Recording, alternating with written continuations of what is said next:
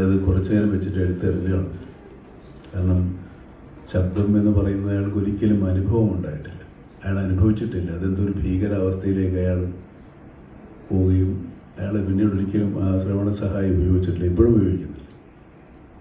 അപ്പോൾ അതിനെ സംബന്ധിച്ചുള്ള ഇവരും എന്താ പറയുക, ഇതിനെക്കുറിച്ച് ബോധവൽക്കരിക്കുക എന്ന് തന്നെ ഒരു വലിയ കാര്യമാണ്. കാരണം ഇതൊരു പുതിയ അനുഭവമാണ്. നമുക്ക് പഞ്ചേന്ദ്രിയങ്ങൾ കൊണ്ടുള്ള പല കാര്യങ്ങളും നമ്മളറിയാതെ ഭാഗ്യവാന്മാരായി നമുക്കൊക്കെ ഉണ്ട്. പല പഞ്ചേന്ദ്രിയങ്ങളും കണ്ണ്, കാഴ്ച, സംസാരശേഷി, കേൾവിയില്ലായ്മ, അങ്ങനെ ഒരുപാട് കുറവുകളുള്ള ഒത്തിരി മനുഷ്യർ നമ്മുടെ ഇടയിലുണ്ട്. ഈ സംരംഭം നമ്മളെ സംബന്ധിച്ചിടത്തോളം കാഴ്ചയ്ക്കപ്പുറത്തേക്ക്, കാഴ്ച കണ്ടാൽ കാഴ്ചയും കേൾവിയുമാണ് മനുഷ്യനെ ഏറ്റവും കൂടുതൽ. ശ്വാസം വലിക്കുകയും ശ്വാസം വലിക്കുമ്പോൾ നമ്മൾ ശ്വാസം വലിച്ച മണമില്ലെങ്കിലും ശ്വാസം വലിക്കാം. ചിലർക്ക് അതുമില്ല. കുറേ കാലത്ത് എനിക്കില്ലായിരുന്നു ഇതൊന്നും, ഇപ്പം കുറച്ച് കിട്ടി തുടങ്ങിയിട്ടുണ്ട്.